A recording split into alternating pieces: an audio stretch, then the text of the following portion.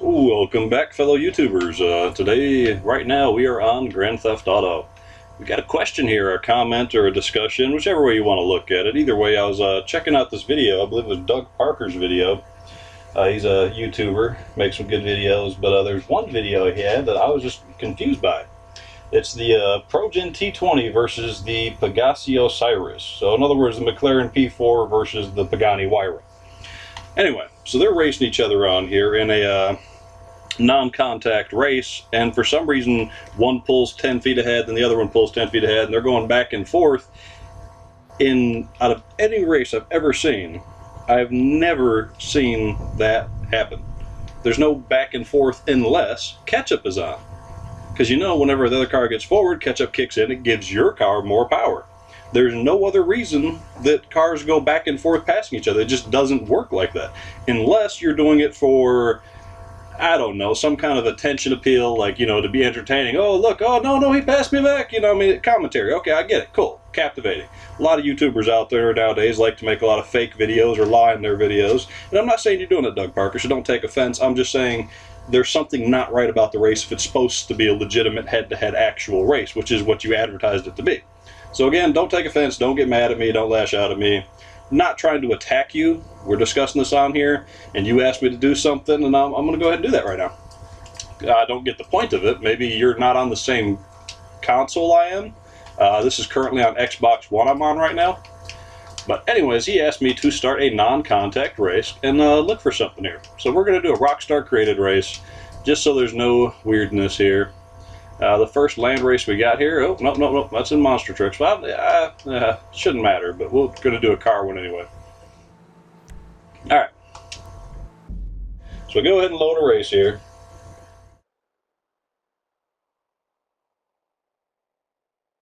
So we're going to look just below where it says custom cars, and we're going to see what it says here. So just below custom vehicles, it says catch up on currently. So let's go over to non-contact. And it doesn't give us an option at all. Now, I don't work for Rockstar, so I don't know if with non-contact it's automatically turned off and there is no option for it whatsoever, or if it's mandatorily on. I can't answer that. I don't work for Rockstar, and you don't know what to assume because, hey, you don't have an option at all.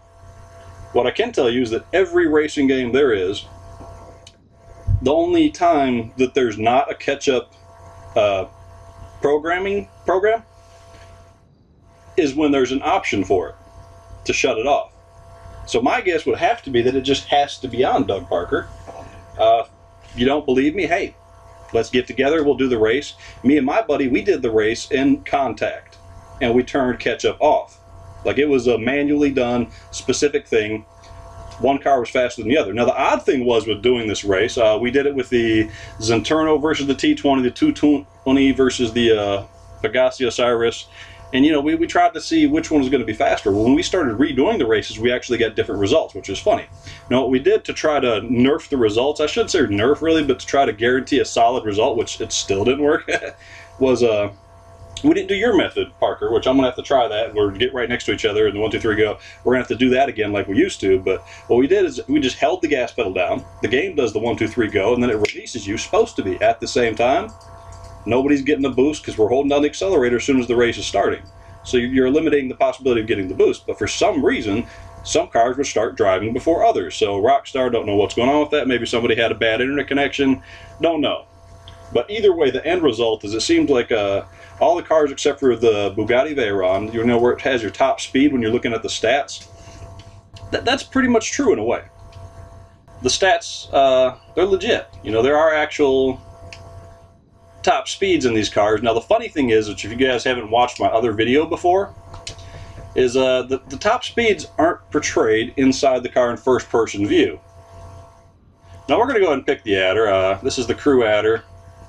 Got the nice crew color on it.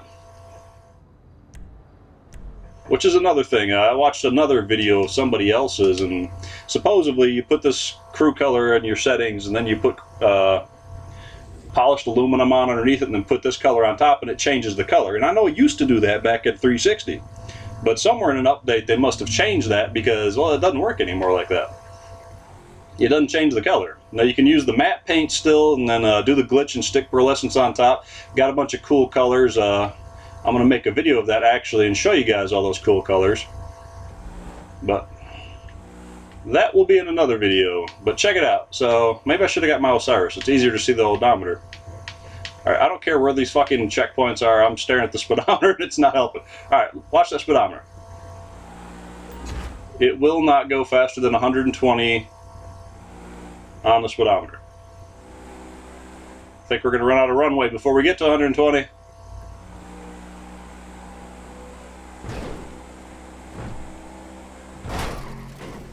Alright.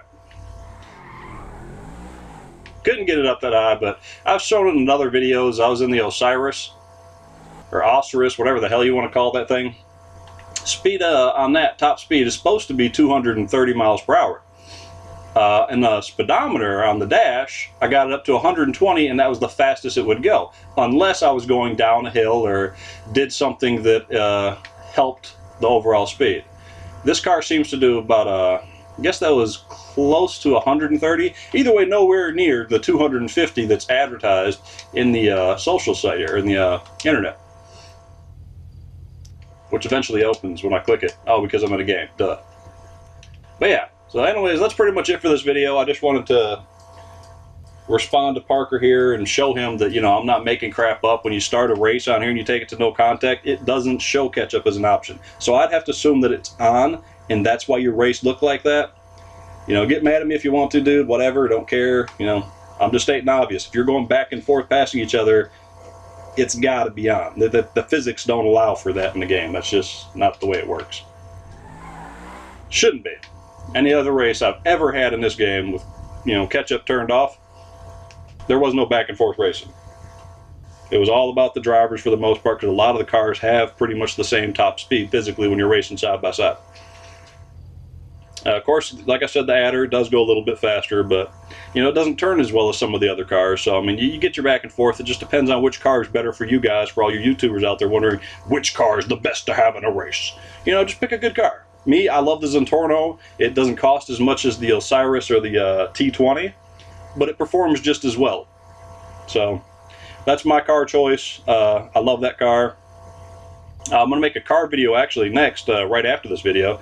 So that'll be the next video I post, guys, and I'll show you all my paint jobs. We'll have that video, yeah. But anyways, like, share, subscribe.